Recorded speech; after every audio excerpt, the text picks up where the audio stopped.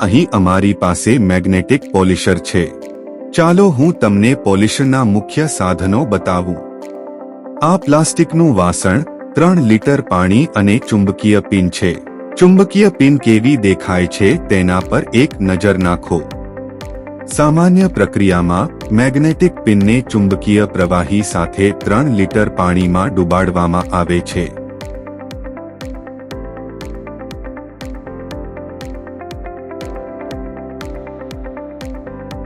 ઘડિયાળની દિશામાં 10 મિનિટના વૈકલ્પિક અને ઘડિયાળની વિરુદ્ધ દિશામાં પરિભ્રમણ કર્યા પછી ડિસ્ક આ રીતે ચમકે છે। આ પ્રક્રિયા 2 બીપ અવાજો સાથે કંઈક આ રીતે શરૂ થાય છે।